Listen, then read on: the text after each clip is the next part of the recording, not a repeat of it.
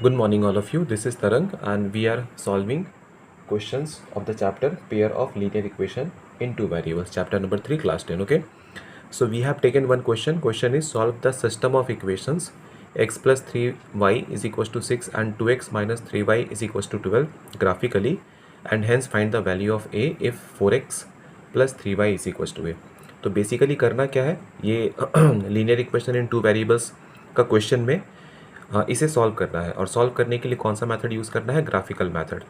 Graphical method में हम लोगों ने लास्ट क्लास में भी पढ़ा था कि सबसे पहले जो भी इक्वेशन दिया हुआ है, जैसे कि पहला इक्वेशन है x plus 3y is equal to 6 और दूसरा इक्वेशन है 2x minus 3y is equal to 12।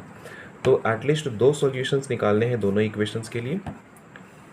तो यहाँ हम लोगों ने x और y के लिए कॉलम बना लिया, यहाँ x और यहाँ पर y, यहाँ पर x और यहाँ पर y। ओके, ये सॉल्यूशन निकालने का जो प्रोसेस है ये सॉल्यूशन का पार्ट है, तो ये रफ में नहीं करोगे, इसे दिखाना होगा। तो दो तरीका, या तो एक वर्बली आप करते जाओ और दूसरा पहले इन दोनों में से किसी एक वेरिएबल को फ्री कर लो। तो देखो यहाँ पर x को फ्री करना ज़्यादा आसान है, तो ये हो जाएगा x is equal to 6 minus 3y। क्या किया हम लोगों ने? 3y को राइट साइड शिफ्ट कर दिया।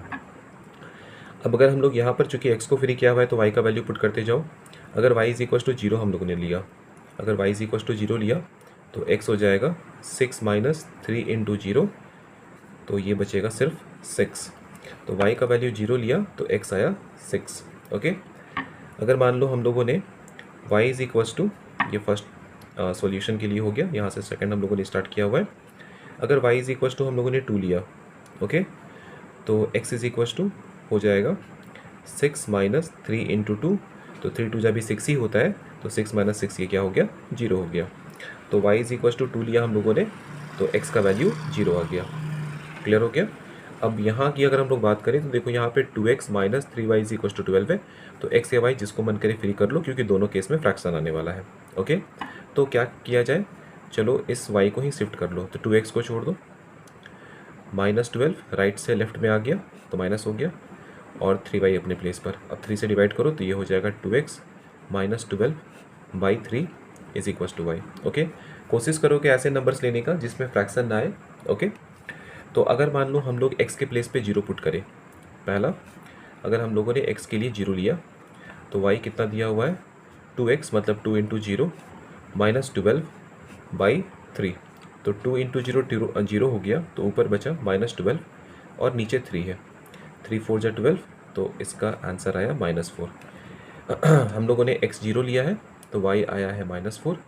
ओके, एक और वैल्यू लेके काम करना होगा हम लोगों को, कम से कम दो हम लोगों को सॉल्यूशंस निकालने हैं। ऐसा वैल्यू लेना है, अगर x इज इक्वल टू 6 ले लिया जाए, अगर मान लो x इज इक्वल टू 6 ले लिया जाए, ओके, तो y इज इक्वल टू कितना है?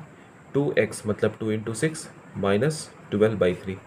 तो देखो नोमरेटर 0 हो चुका है, 6 2 जा 12, 12 minus 12 is 0 and 0 by 3 is 0।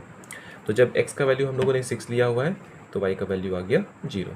Okay, तो पहले वाले केस में क्या सोल्यूशन मिला? पहला मिला हुआ है 6,0 और दूसरा है 0,2।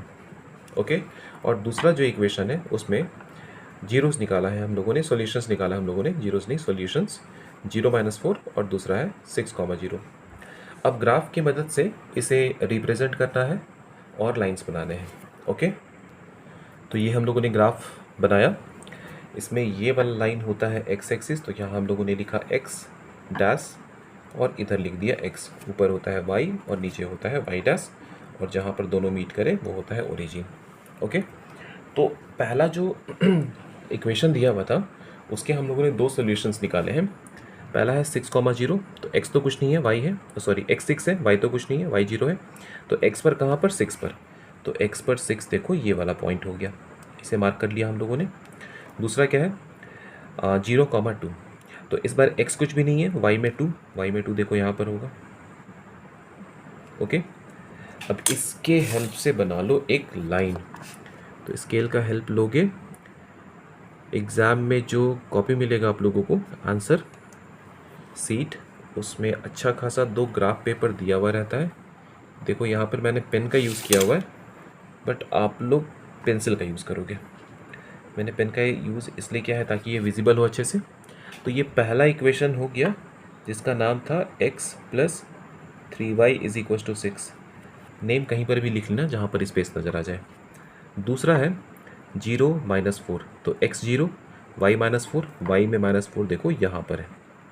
ओके, नेक्स्ट है 6,0, तो 6,0 तो यही है।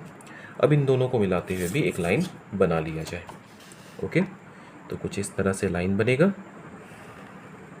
लाइन हम लोगों ने बना लिया। इस लाइन के ऊपर भी इक्वेशन लिख लिया जाए, जहाँ पर भी स्पेस दिखाई पड़े वहाँ पर इक्वेशन लिख लेना।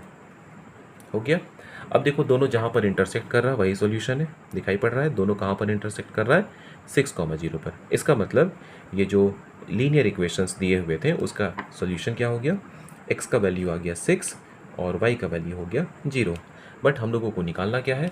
हम लोगों को बोला गया है a फाइंड करो, और a is equal to question में मेंशन किया हुआ था 4x plus 3y। Okay, value put करो। 4x हम लोगों ने कैलकुलेट किया हुआ है 6 प्लस 3y हम लोगों ने कैलकुलेट किया हुआ है 0। तो ये हो गया 4 6 24 और 3 इंटू 0 0। तो इसका आंसर आ गया 24। ए का वैल्यू कितना हो गया? 24 हो गया।